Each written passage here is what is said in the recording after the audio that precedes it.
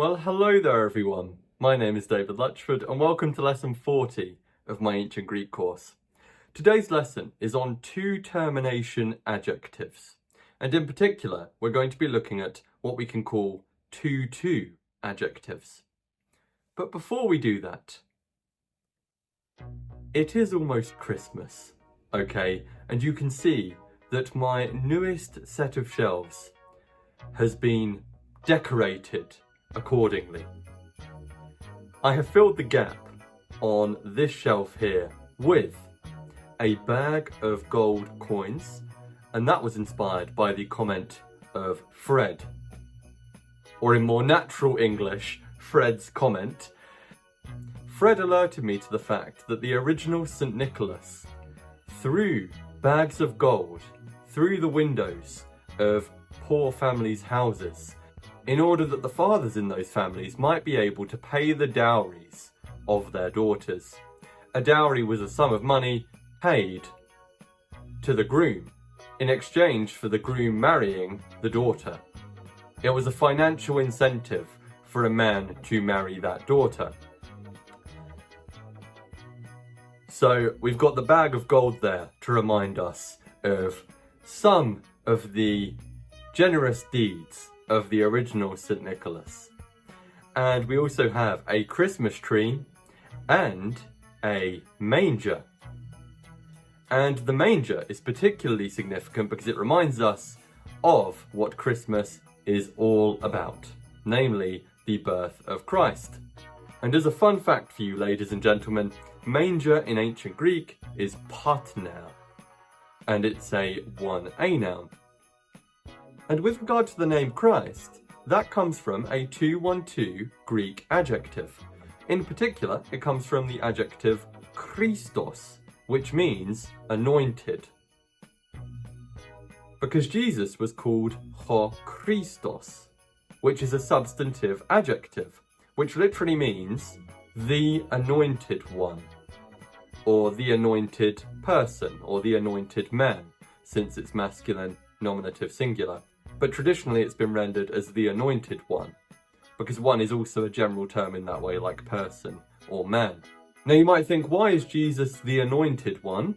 Well, that goes back to traditions in the Old Testament, where those that were set apart by God for particular roles, for particular offices, like the office of priesthood, or like the role of being the king, would be anointed as part of entering that office. It was a rite that you had to go through to enter one of these offices to show that you've been chosen by God.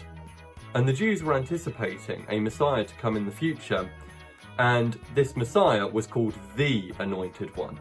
Not just an anointed one like a king or a priest, but the Anointed One. The one who is going to be set apart by God and who will sort everything out. And the disciple Peter recognized that Jesus was ho Christos, the anointed one, the Messiah. So those are some Christmassy facts for you, ladies and gentlemen. I hope you like what I've done with the shelves here. Now, before I thank everyone who has donated in the past week, I just need to note that Roller52 actually bought me a virtual amphora in the week before last, but I forgot to add it to the shelves. And so last week I said nobody has bought a virtual amphora this week, and that was false. Okay, Roller52 had, but I'd totally forgotten to add it to the shelves.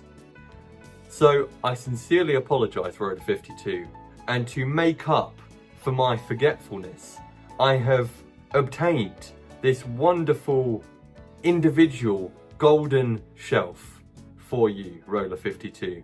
So Roller52, I hope that you can forgive me for forgetting to add it last week, and thank you very much for continuing to support my channel. Now everyone, it is Christmas, we're in a jovial mood, okay? I hope you're in a jovial mood. If not, then you need to get in a jovial mood right now, okay? Fill yourself with joy and happiness, and join me in thanking the following people very much. Roller52, Ulf. Jeroen Schuten.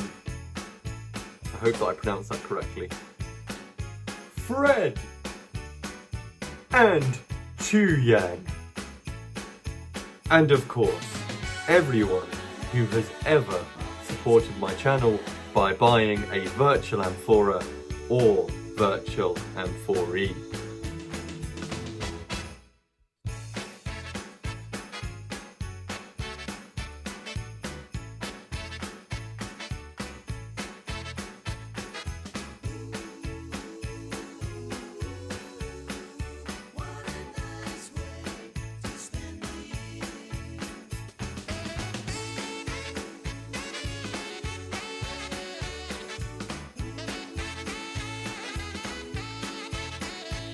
Okay, let's now talk about two-termination adjectives. Let me begin by saying that 2-1-2 adjectives have three sets of endings. They have a set of masculine endings, they have a set of feminine endings, and they have a set of neuter endings.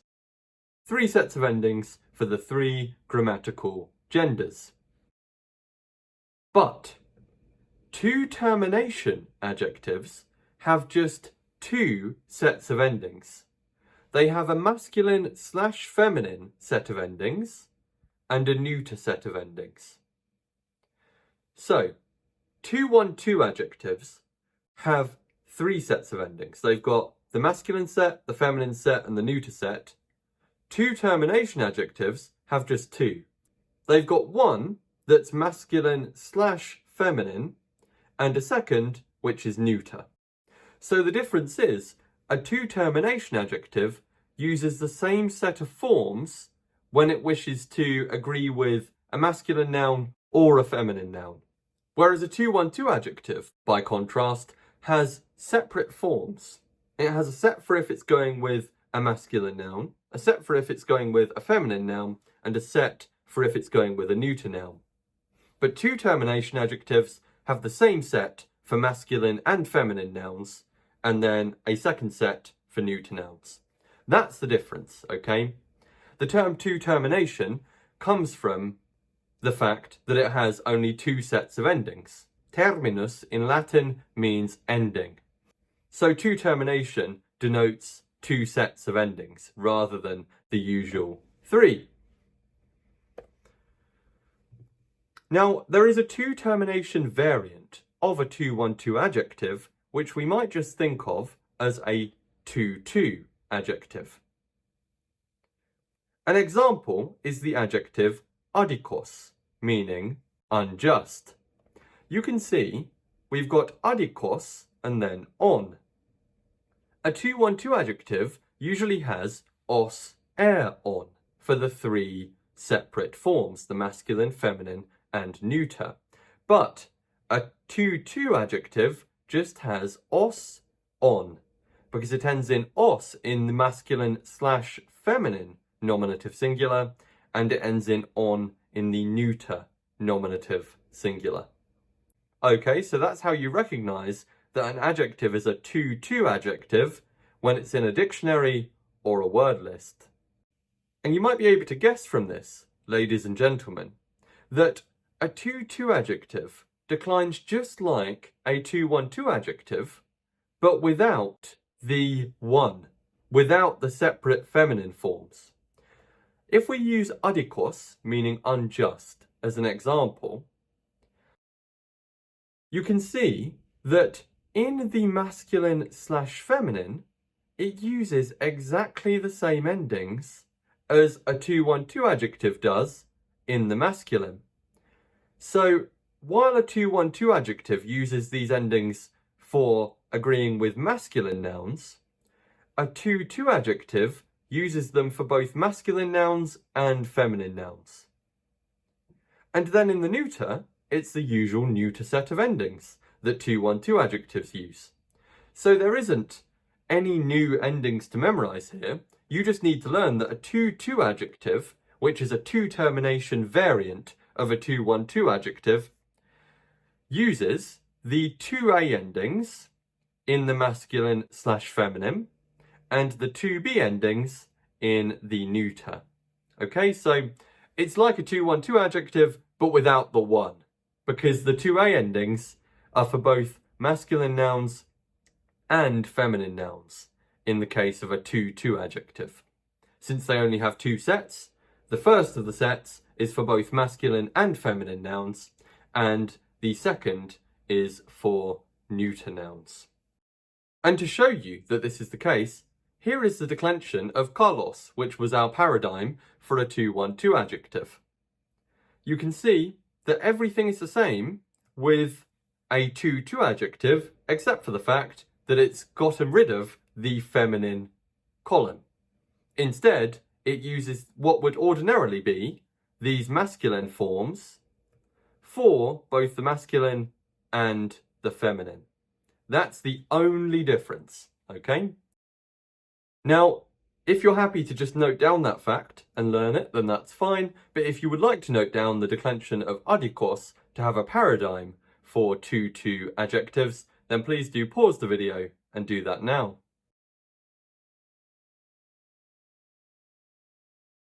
Now, before I tell you more about what sort of adjectives 2-2 adjectives tend to be, I just want to tell you about using 2-2 adjectives. In particular, I want to alert you to the fact that when we use 2-2 adjectives, it can look like we are making a grammatical error, even though we are not. Or if you're reading a Greek text, it can look like the author has made an error, even though he or she has not. For example, to show you what looks normal to begin with, ho adikos doulos means the unjust slave. We've got the adjective adikos being deployed in the sandwich construction, and this looks normal because we associate os with being a masculine ending and doulos is a masculine noun. So ho adikos doulos means the unjust slave, and everything looks fine. But what about if we wanted to use adikos with a feminine noun? Well, it uses the same set of endings for both masculine nouns and feminine nouns. And therefore, if we wanted to say the unjust girl, for example, it would be her adikos korrer. Now that may look wrong to you, in that if you're used to seeing the ending os as a masculine ending, you may be thinking there's a mistake here. You know, it should be using a feminine ending. But the crucial thing is because adikos is a two-termination adjective, os is the feminine ending. It has the same set of endings for masculine nouns and feminine nouns. And so, her adikos korrer, meaning the unjust girl, is the correct way of saying that in ancient Greek. Because there is no separate set of endings for feminine nouns with two-termination adjectives. Okay, so bear in mind that if you're reading a Greek text and you come across an adjective which doesn't seem to be agreeing with a feminine noun, because you're thinking of it as being a masculine adjective, question whether it's two-termination. Because then it will be using what you're used to seeing as masculine endings, but with feminine nouns as well as masculine ones. Now, to tell you more about 2-2 adjectives and the sort of adjectives that they usually are, you can see that I've put at the top, most 2-2 adjectives are compounds. Now, we've met compound verbs. Those are verbs where you take one verb and you add a prefix to it to make a new verb, which we call a compound. You can do the same thing with adjectives. You can take an adjective and add a prefix to it to make a compound adjective. And that's what most 2-2 adjectives are. As I've put here, most 2-2 adjectives are compound adjectives. And I should say that a compound adjective need not be an adjective that already exists with a prefix added, although they often are those. It could also be a noun with a prefix added that's been made into an adjective. And we see that with adikos, for example. Adikos comes from the Greek word dike, meaning justice, and it's been made into an adjective with the adjectival endings os and on. But we've had this prefix added to it as well. This prefix a, alpha here. Now this is a common prefix in Greek that I haven't mentioned until now, but this alpha is called alpha privative. The word privation means a lack or an absence. Alpha can be added to Greek words as a prefix to denote a lack or an absence of that thing. I should say sometimes alpha nu is used rather than just alpha, namely when the rest of the word, the stem of the word, begins in a vowel, okay? If the stem begins in a vowel, then alpha nu will be added rather than just alpha. Either way, alpha/alpha nu is what we call alpha privative, and it indicates a lack or an absence of the quality denoted by the stem. So, adikos literally means without justice. Now, in Greek, alpha privative ranges from denoting merely that thing is not there to suggesting that the opposite is there. So literally, adikos means without justice, but it's used to mean unjust, the actual opposite of something being just. And as a fun fact for you, we have words in English with a at the start denoting a lack of something, and that a comes from alpha privative in Greek. For example, we have the word atheist. An atheist, etymologically, is someone without God, in that it comes from the Greek compound adjective arteos, meaning godless, literally without God. We also have the word amoral. If you're an amoral person, then you're a person without morals. And this a, added to the start of English words to denote a lack, comes from alpha privative in Greek. So adikos is an example of how most two adjectives are compound adjectives, that is, adjectives that are made using a prefix. A second example is thanatos, meaning immortal. Now, thanatos means death, and the alpha at the start indicates a lack. So if something is thanatos, it is without death, or in other words, immortal. Once again, it's a two adjective, as we can see from the os and on, without the air in the middle, which would indicate a 2-1-2 adjective. Thirdly, we have the adjective anomos, meaning lawless or impious. This comes from the Greek word nomos, which means law or custom. Alpha privative indicates a lack, so anomos means without law. So if you are an anomos person, you're a person without law, or in other words, a lawless or impious person. Fourthly, we have amorphos, meaning misshapen or unsightly. Morper in Greek means shape. So if something is amorphos, it is without shape, that is misshapen or unsightly. And it gives us the word amorphous in English. We have virtually the same word in English today. Fifthly, apeiros means inexperienced. This adjective comes from the noun peira, which means an attempt, and alpha privative indicates a lack. So if you're apeiros, then you literally haven't made an attempt. You haven't tried, and so you are inexperienced. The next one is dousteumos, meaning depressed. Your tumos in Greek is your spirit, and the prefix dous means bad. It's where we get the prefix dis in English, spelled dys. If something's dysfunctional, then it functions badly. And if you are dousteumos, then you are literally in a bad spirit, or with a bad spirit. The next one is empeiros. The prefix em is actually the prefix en, meaning in, and we know that peiros is related to trying. So if you are empeiros, you're somebody that's gotten stuck in, you're somebody that's experienced. Psychos means alive. This comes from psyche, meaning soul, and n, which becomes m before certain letters. I should have said that about the former adjective, including pi and psi. So, if you are psychos, you are literally ensouled. Your soul is in you. Okay, you're alive.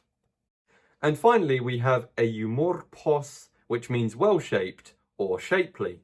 This comes from morper, meaning shape, and eu, meaning well. So literally it means well-shaped, or shapely, we could say. Please do pause the video and note down these two adjectives and their meanings, because you will need them in the exercises.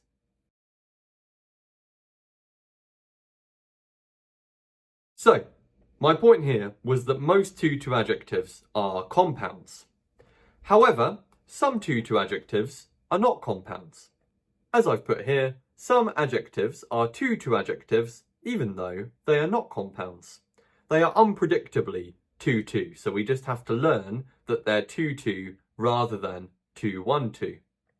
An example is barbaros, meaning barbaric, barbarian, or foreign, which is often used substantively, that is, as a noun, meaning barbarian, which we have met before. Secondly, we have dokimos, meaning trustworthy, approved, or esteemed. Next we have eremos, meaning deserted, or devoid of, with the thing that something is devoid of going in the genitive. And lastly, we have hersukos, meaning quiet. So these are all two adjectives, despite not being compounds. Please do pause the video and note them down.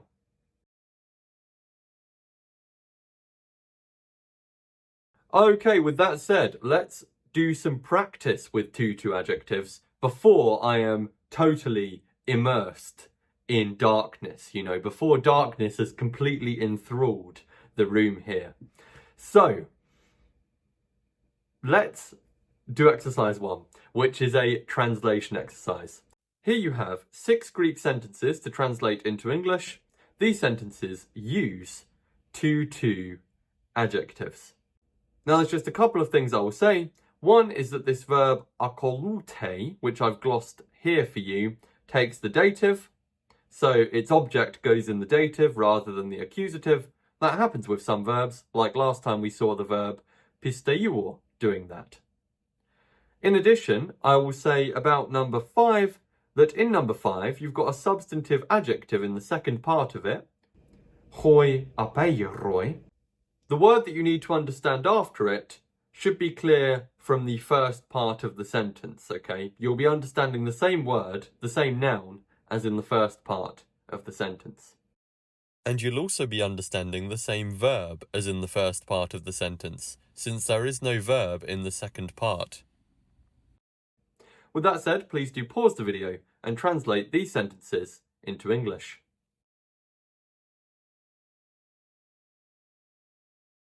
Okay, let's now go through the answers.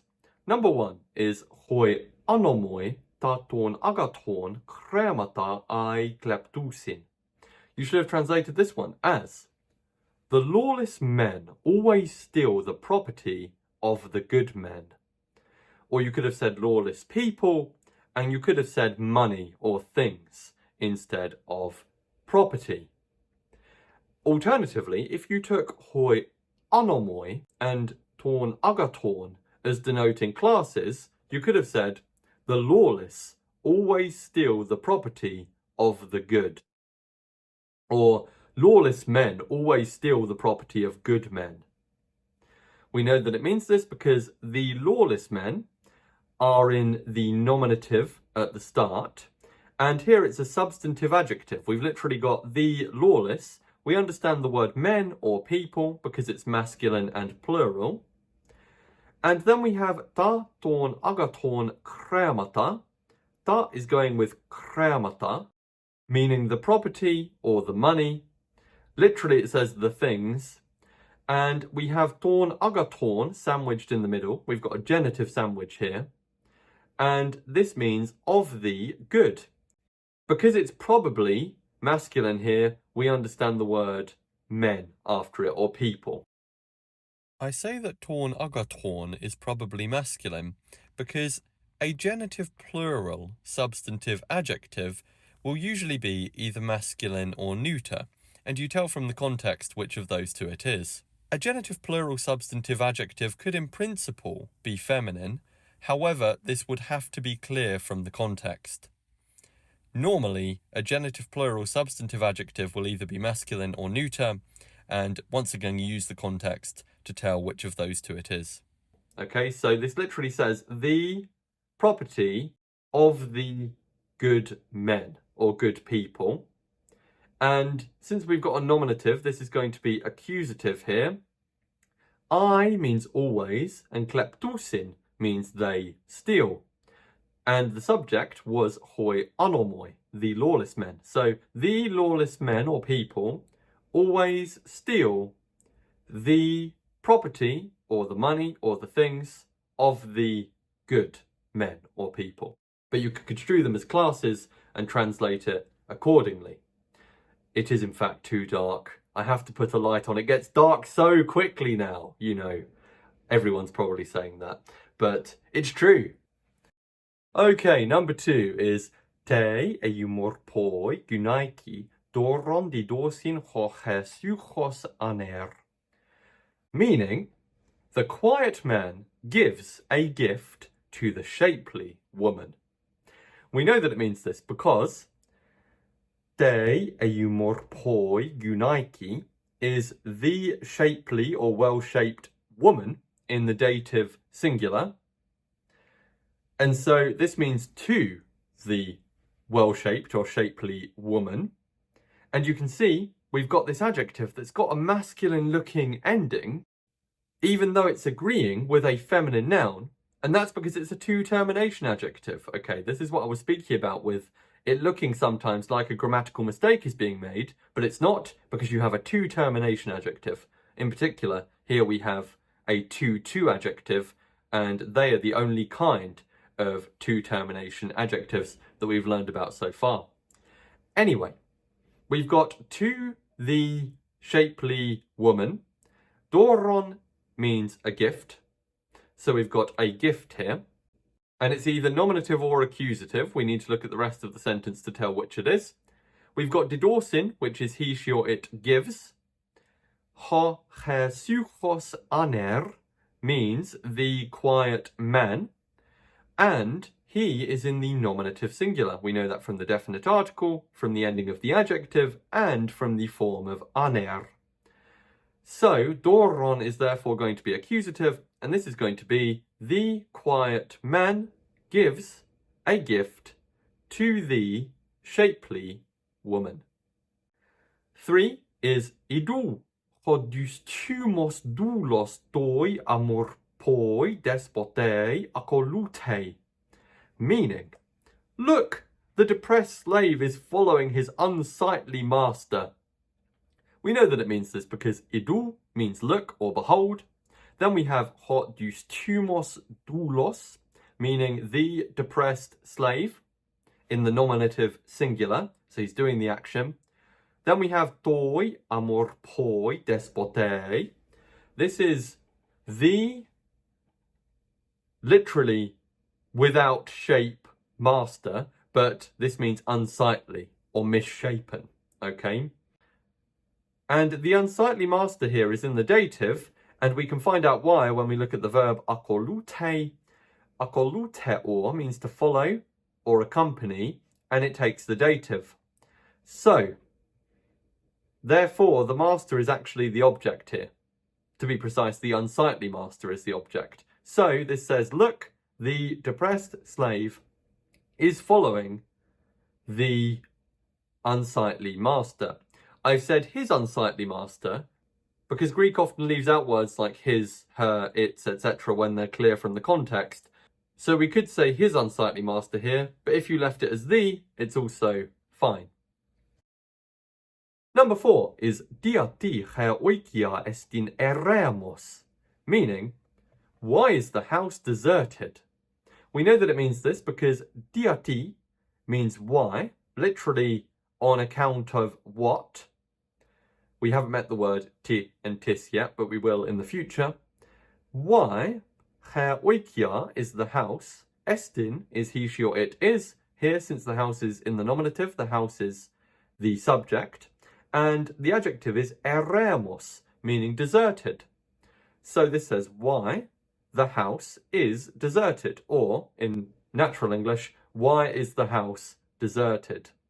Once again, we've got an adjective that looks masculine going with a feminine noun, but the adjective is actually feminine because it's two-termination. 5 is hoi men empeieroi stratiotai eisin empsychoi. You should have translated this one as, the experienced soldiers are alive, but the inexperienced ones are dead.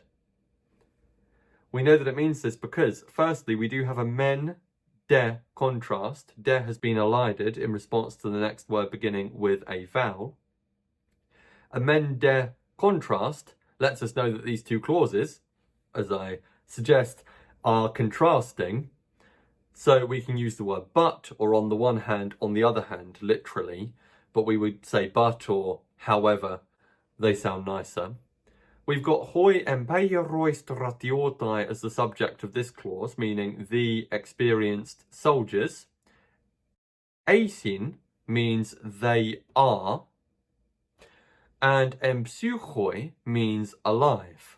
So we're told the experienced soldiers are alive, but, or however, the inexperienced, and we understand the word stratiotai again, following apeieroi, given the context, the inexperienced soldiers or ones.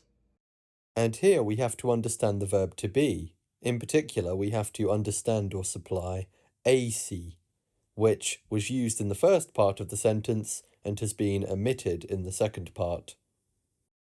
Are necroi, are dead.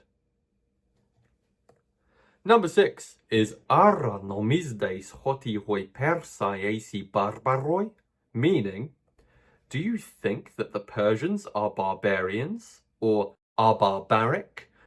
We know that it means this because ara indicates a direct question, meaning is it the case that? Nomisdeis is you singular, think or consider. Hoti is that. Hoi persai are the Persians in the nominative, plural.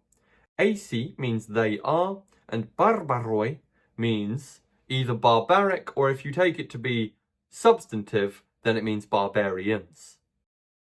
So this says, is it the case that you think that the Persians are barbarians? Or in other words, do you think that the Persians are barbarians? Now finally, ladies and gentlemen, I have 5 English sentences here for you to translate into Greek. All of these sentences use two-termination adjectives, in particular to adjectives. Please pause the video and have a go at translating these sentences into Greek.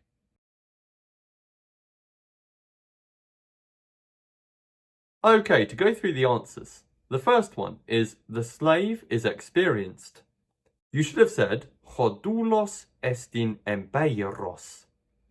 You should have said that because, with the verb to be, everything goes in the nominative, both the subject and the complement.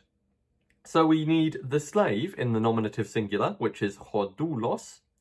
We need he, she, it is, which is estin. And we use movable new here because the next word begins with a vowel. The next word is empeiros, meaning experienced. We needed the masculine nominative singular form to go with doulos. So, chodoulos estin empeiros means the slave is experienced. Number 2 is the girls are quiet. In Greek, this would be hai korai eisin chesuchoi.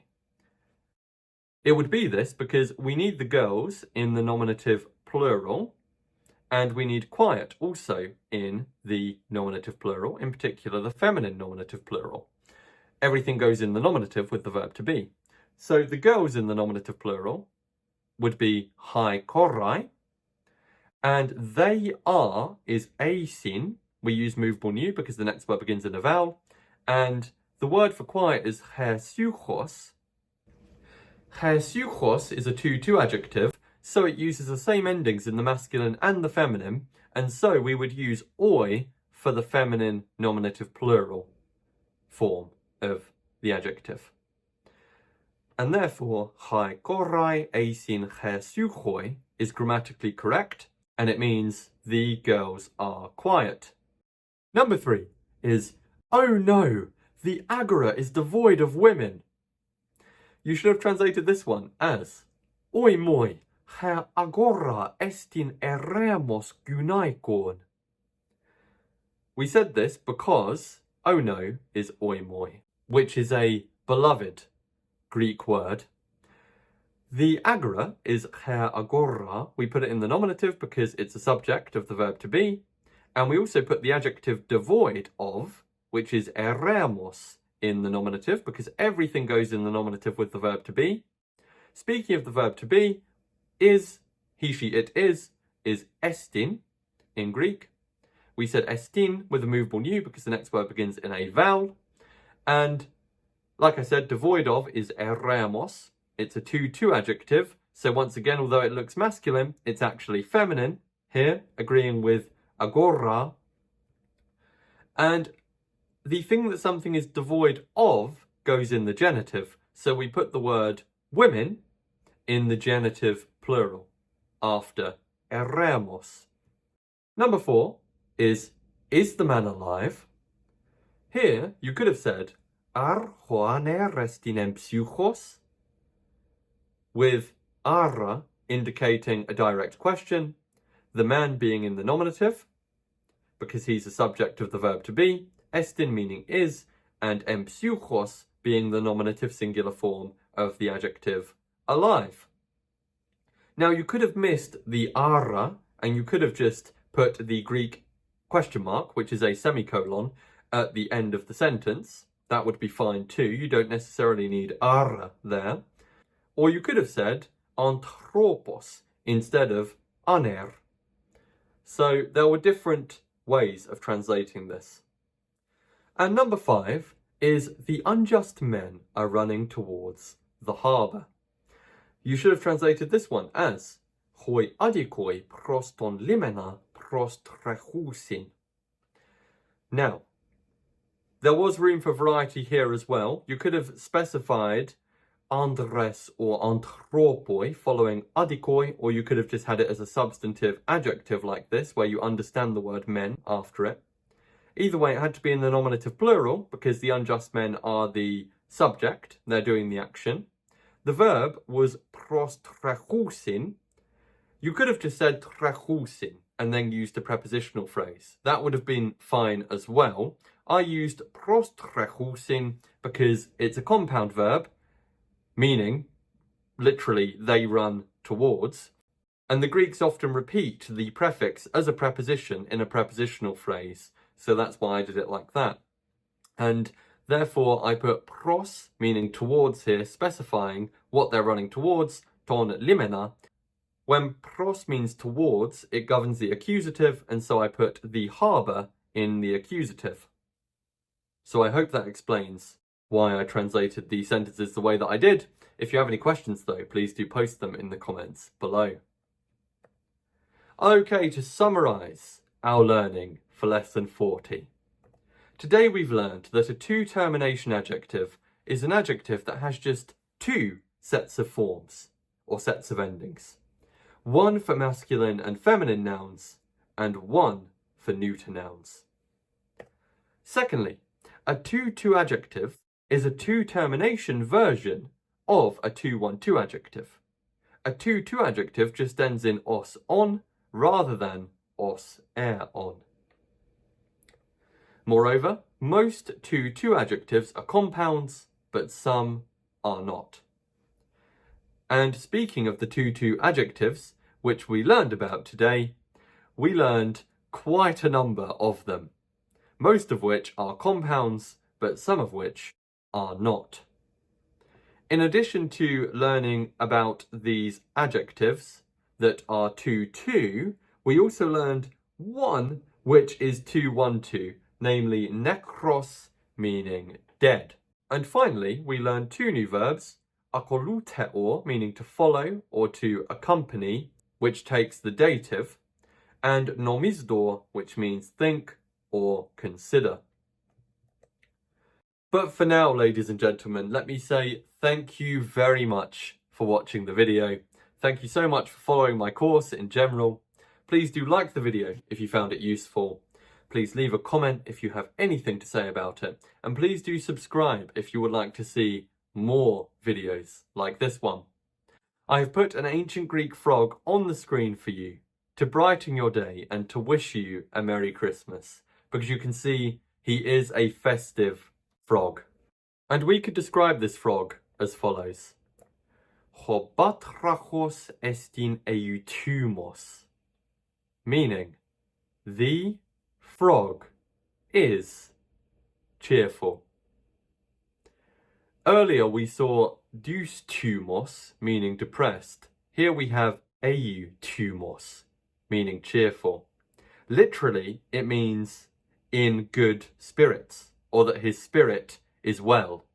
Because eu, when used as a prefix, means well or good, and your tumos is your spirit. So the frog is in good spirits, or is cheerful.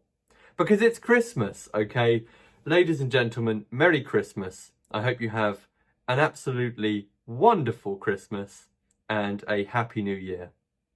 Enjoy it, and thanks again for watching. Goodbye for now.